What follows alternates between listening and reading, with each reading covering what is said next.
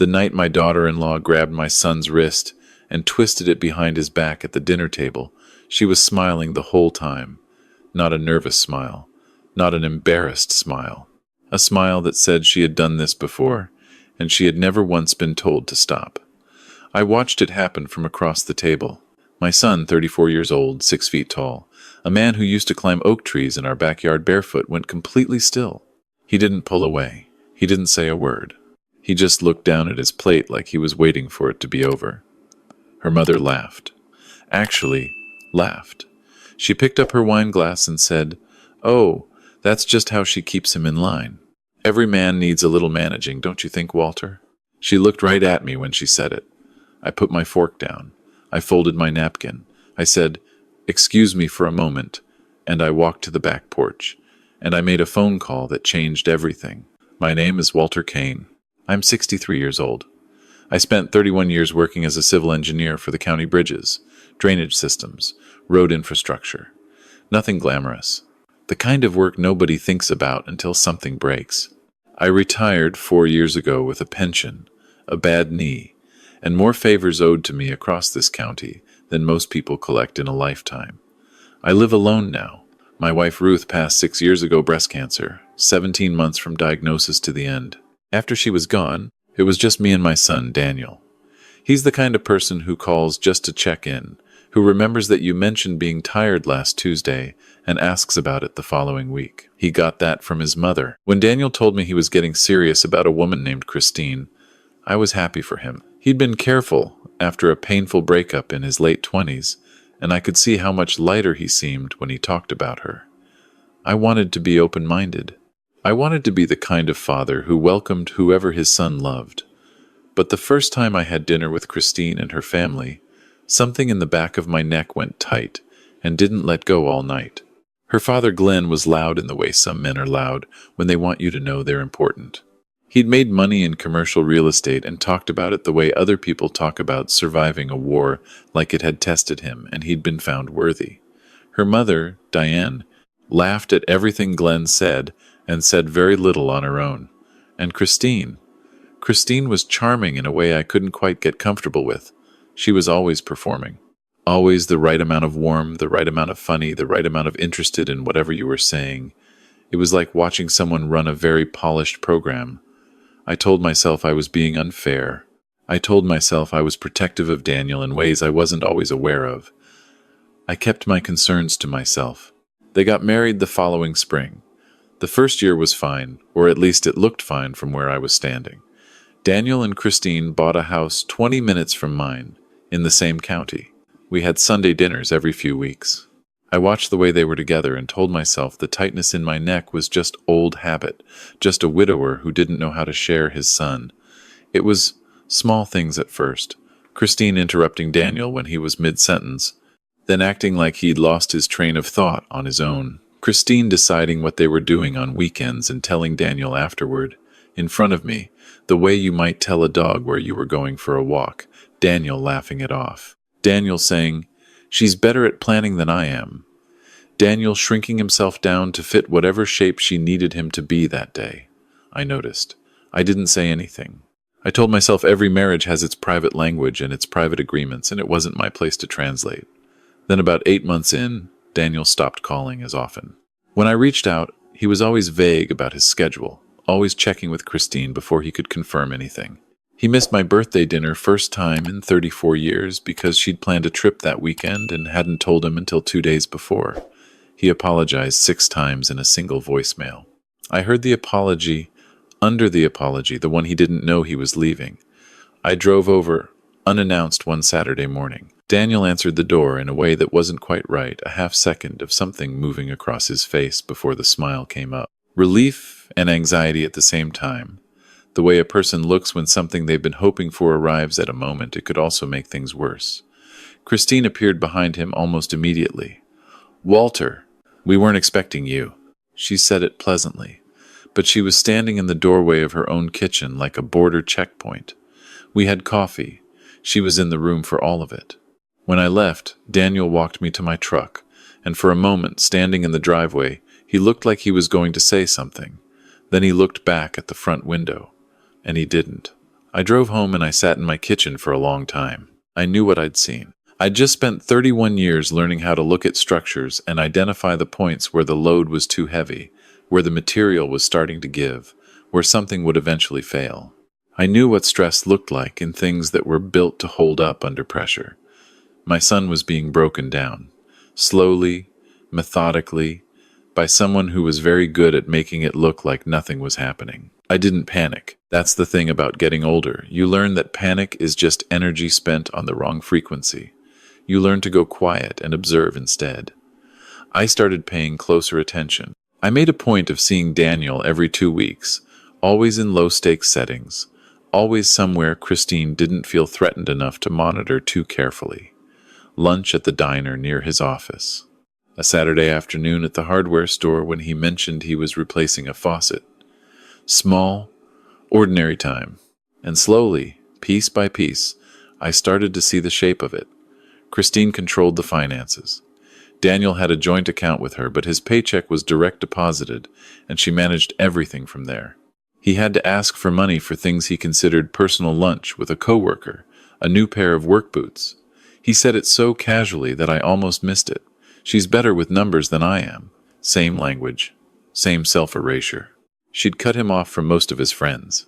Not dramatically, she never forbade anything out loud. She just made other plans on the nights he'd mentioned wanting to get together with someone, or expressed mild displeasure that he always prioritized everyone else, until his social life narrowed down to her family and their couples, friends, all of whom she'd chosen. She checked his phone. He'd mentioned it once as a joke, then looked like he regretted saying it. I also noticed things I could see on the outside. The way he flinched slightly if she moved toward him quickly. The way he preemptively apologized for things that hadn't happened yet. The way he had stopped having opinions about anything in front of her, what restaurant, what movie, what color, to paint the living room, and then looked at her face to find out what he thought. I recognized it. In 31 years of field work, I'd gone out after floods and assessed damaged infrastructure, bridges, culverts, retaining walls.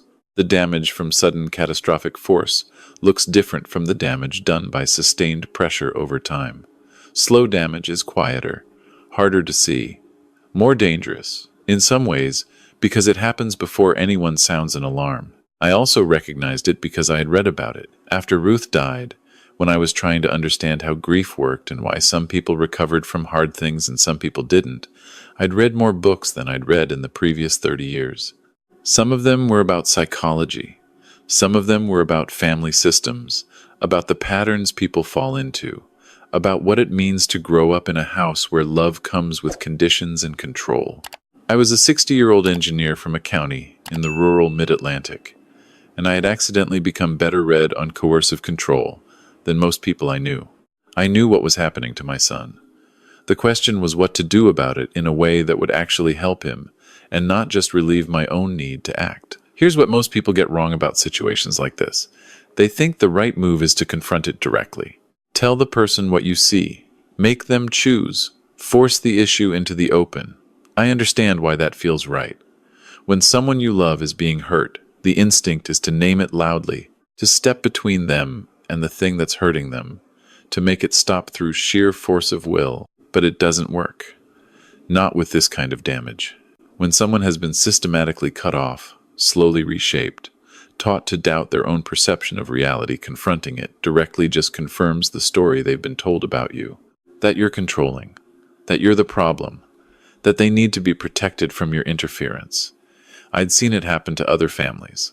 I'd watched fathers and mothers and friends push too hard and get pushed completely out of a life they were trying to protect.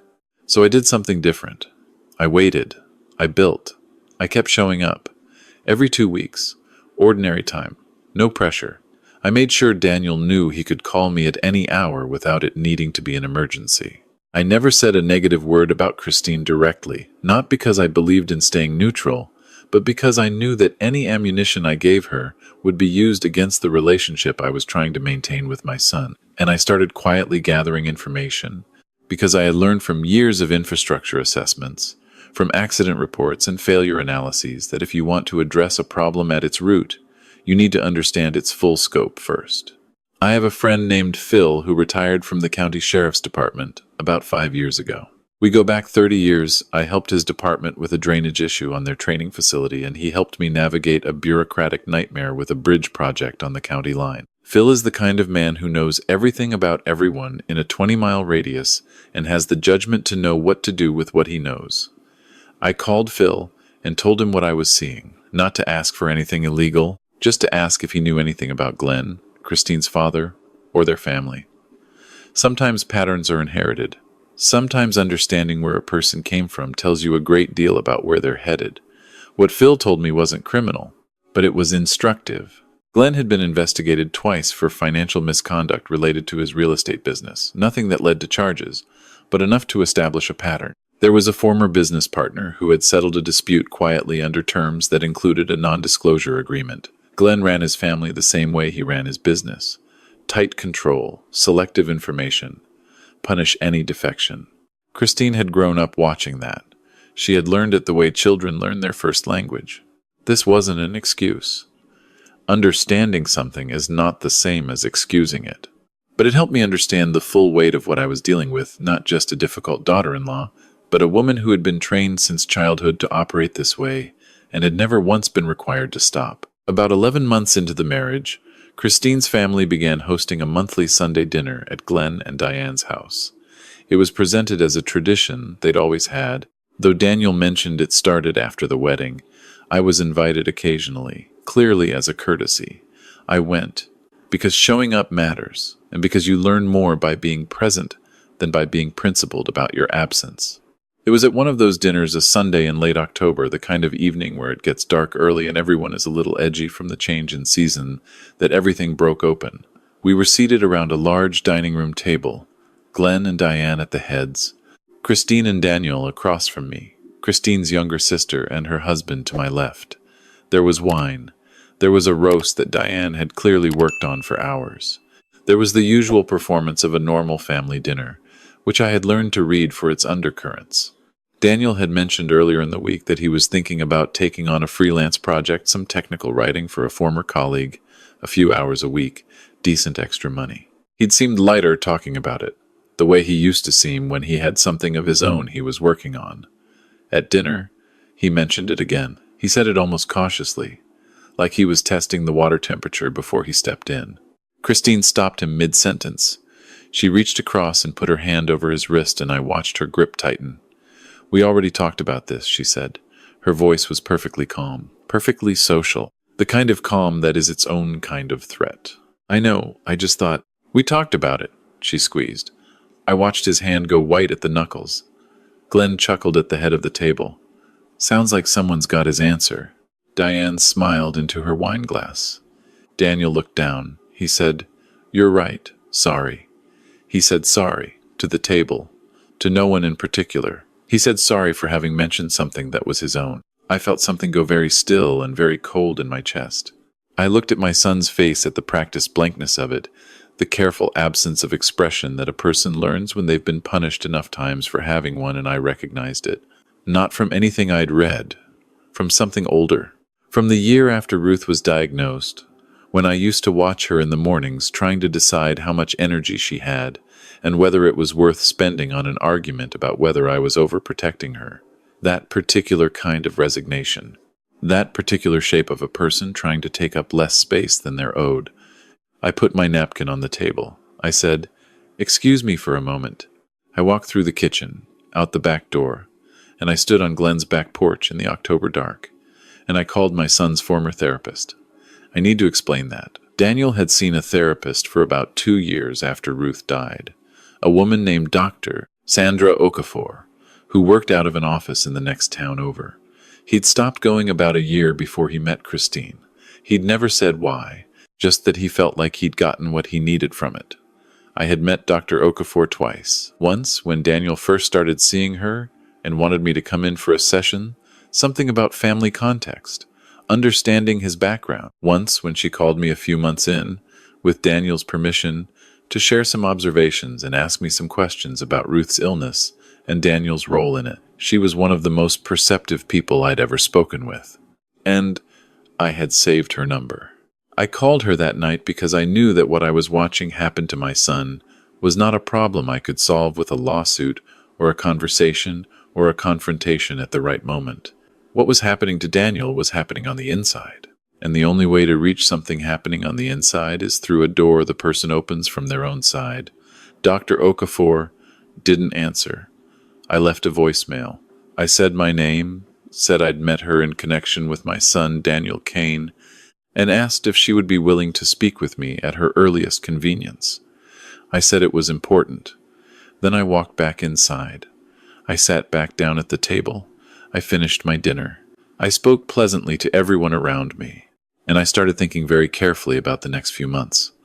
Dr. Okafor called me back the following Tuesday. She listened to me for 20 minutes without interrupting.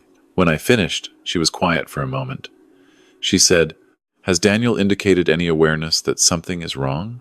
I thought about the driveway, the half step toward me, and the look back at the window. "Not in words," I said, "but yes." She said, "That matters. A great deal." She explained something to me that I already roughly understood but needed to hear stated precisely. That when someone is in a coercively controlling relationship, external pressure from family, from friends, from anyone outside almost always backfires, unless the person themselves has already begun to question the relationship. The questioning has to start from the inside. The outside can only hold the door open. She agreed to reach out to Daniel directly. She said she'd been thinking about him anyway. She occasionally checked in with former clients she'd worked with through significant grief, particularly around anniversaries. She would reach out around the anniversary of Ruth's passing, which was coming up in a few weeks, under completely natural circumstances. She also gave me what I can only describe as a roadmap. Not instructions, she was careful about that, about the appropriate boundaries of her role. But she helped me understand what a person in Daniel's situation needs from the people around them. Consistency, patience, the knowledge that there is somewhere safe to land, not pressure, not ultimatums, not the forced choice between his marriage and his father. Just the absolute certainty that I would be there, unchanged, whenever he was ready. I thanked her. I wrote down everything she'd said. I went for a walk around my neighborhood in the dark, and I thought about Ruth, about what she would have done, about whether I was doing the right thing. I decided that she would have been more graceful about it than I was being, and that I should try harder. Over the next 3 months, I did 4 things. First, I kept showing up. Lunch, hardware store runs. A Saturday afternoon replacing a section of rotted fence at my house that I didn't actually need help with, but that I knew Daniel would want to be useful for. I did not mention what I had seen at the dinner table. I did not mention Christine except neutrally, in passing. I talked to my son about the things we had always talked about, the county project he'd heard about on the news, the bird feeder I was trying to keep the squirrels out of, the book I was reading. Ordinary time. Consistent presence. Second, I called Phil again and asked him something more specific. I asked whether there was any financial irregularity in how Glenn's business had been transferred partially to a LLC that listed Christine as a stakeholder. Phil made some calls. What he found wasn't criminal on its face, but it suggested that Glenn had been quietly building a financial structure around his daughter in a way that gave him ongoing leverage over her life and, by extension, over Daniel's. Understanding this helped me understand why Christine controlled the money so tightly. She had been raised in a system where money was how you kept people, and she was replicating it. Third, I reached out to Daniel's friend Marcus. Marcus had been Daniel's closest friend from college, and one of the people Christine had slowly pushed to the margins. I hadn't spoken to Marcus in 2 years. I looked him up, found him on LinkedIn, sent him a message that said nothing more than that I'd been thinking about him, hoped he was, well, and that Daniel was lucky to have had a friend like him over the years. Marcus called me the next day. He said he'd been worried about Daniel for over a year. He said he'd tried reaching out 3 or 4 times and gotten polite but vague responses that didn't sound quite like Daniel. We talked for an hour. I told him what I was doing. He asked how he could help. I told him to keep reaching out low pressure, no agenda, just the ongoing message that he was still there.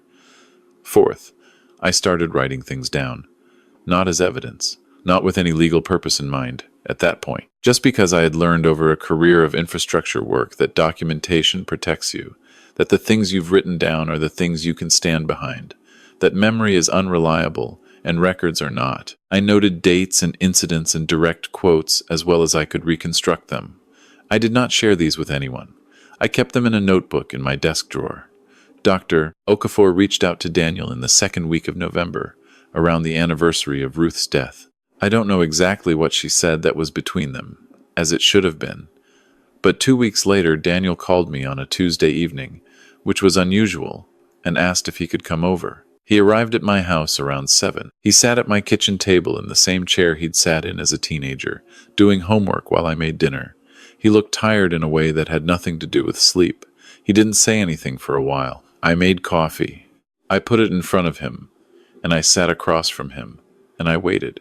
He said, "Dad, I think something is wrong." I said, "I know. I've been here." He looked up at me, and there it was, the thing I'd been waiting for. The thing Dr. Okafor had told me to wait for. Not an accusation, not a decision, not even a plan. Just a crack in the wall he'd been building around himself. Just the first admission that the wall existed at all. We talked for 3 hours. I didn't tell him what to do. I didn't tell him what Christine was. I didn't tell him about the calls I'd made or the notes I'd kept or the things Phil had found. That wasn't what he needed that night. That night, he needed to talk, and I needed to listen. And I needed to be exactly the person I had always been to him. Not a rescuer, not a fixer, just his father, steady and present, and not going anywhere. Before he left, he said, "She's going to say, 'I've been talking to you behind her back.'" I said, "You've been talking to your father. You're allowed to do that." He nodded.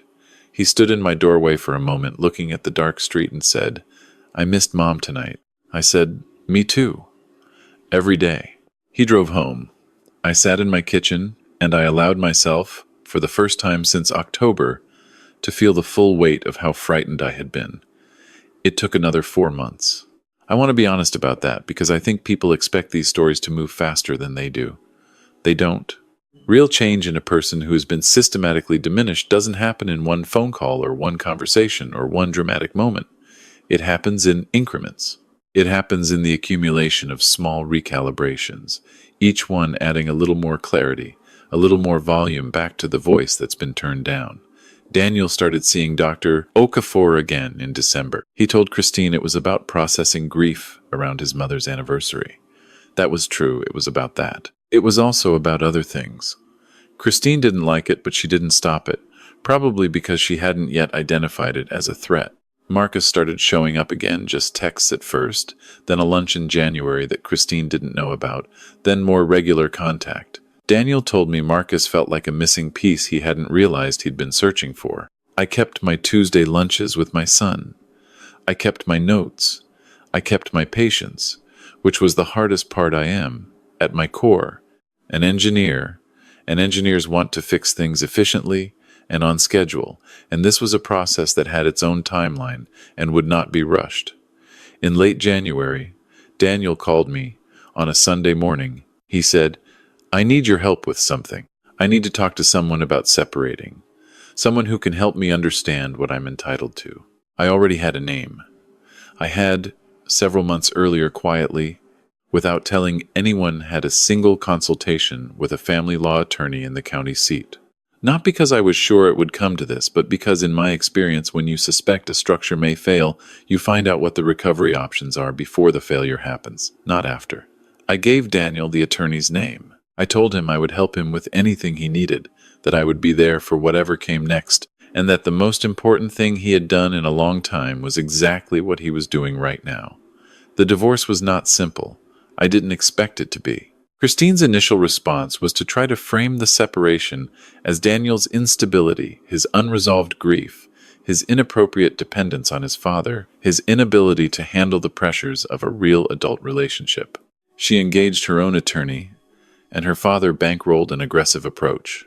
There were accusations I won't detail here, none of which held up, because I had spent 4 months carefully not giving anyone anything to hold against me or my son. Glenn tried to call me once.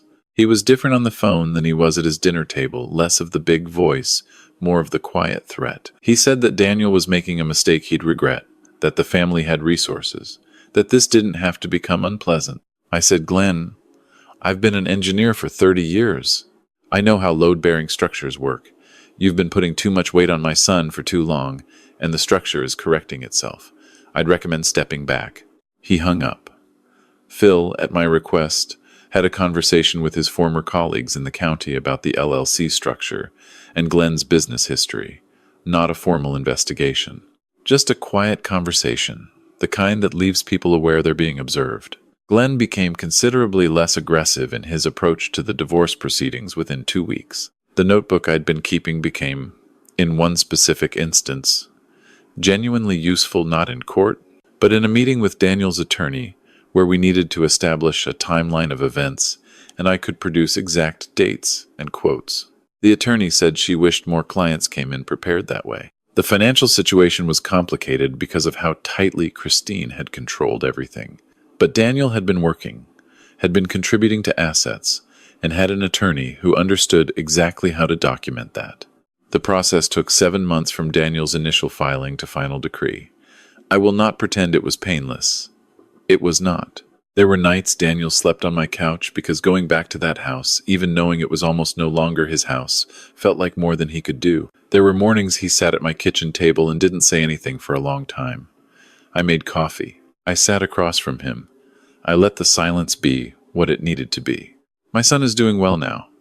I want to say that plainly, because I know that's what you came here for. Not just the weight of what happened, but the knowledge that it ended in a place worth reaching. He lives in an apartment 20 minutes from me. He took the freelance writing project that he had mentioned at that October dinner table, the one Christine had silenced with a hand on his wrist. It turned into something larger, a steady side arrangement with a firm he respects, doing work he's genuinely good at.